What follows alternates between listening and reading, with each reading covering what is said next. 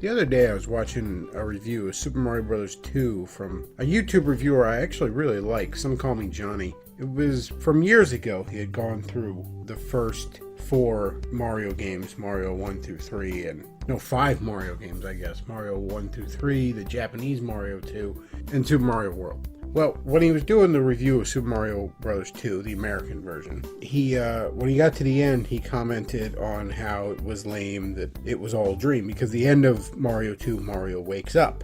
But was it just a dream? The story of Mario 2 is that Mario is called to the land of Subcon to save it from the evil wart.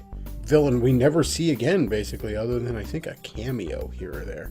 It's kind of surprising, because Nintendo loves to go back to the well, especially in the Mario franchise. But anyway, Subcon is the dream realm. It's the land of dreams. In fact, the story in the manual, Mario is having a dream where he goes up some stairs into the realm of Subcon, where the residents there tell him, we need you to help us save us from the evil wart. And then later he's having a picnic after waking up with Toad, Princess, and Luigi, and they see a door which leads to that same stairwell, and boom, there's the beginning of Mario 2. And at the end of Mario 2, Mario wakes up, it having been just a dream, quote unquote.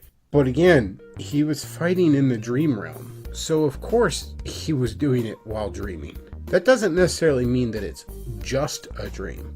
You're not having a terrible, terrible dream. Also, you're not dead and you haven't gone to hell. I'll grant you could argue it's ambiguous as to whether or not it was just a dream or something more. But if you're fighting in the dream realm, then it would make sense that you would be fighting in your dream. And just because it's in your dream doesn't mean that Mario wasn't in any danger.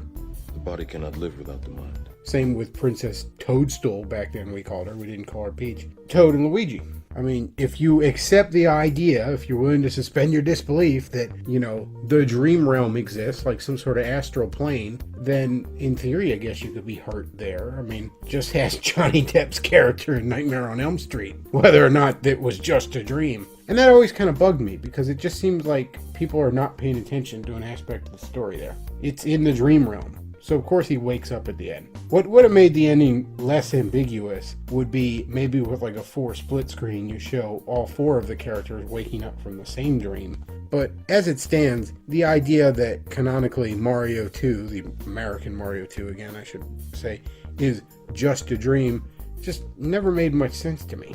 Now, I admit you could say I'm reading too much into this, I'm making too big a deal out of it. It's just a little pet peeve of mine. It's an actual aspect of the story people are ignoring. Now, you could argue that I'm nitpicking or that I'm making a big deal out of this. Oh, it's just a game, whatever. But again, it's an aspect of the story that people are ignoring it. People who are supposed to be analyzing, among other things, the story, like Some Call Me Johnny. And again, that's not to throw shade at Some Call Me Johnny. I like the guy. I don't really see how people are missing that. It's an obvious part of the story and everyone just glosses over. It was just a dream. This ending sucks. Well, was it just a dream? In any case, it's a great game, and if you've never played Super Mario Bros. 2, the American version, I highly recommend it. I would say the definitive version is actually on the Super Nintendo. The Mario All-Stars ports of Mario 1 through 3, as well as the Japanese Mario 2, which was released as the Lost Levels, they all have the exact same gameplay, but they have upgraded 16-bit graphics, so that's kind of the definitive version.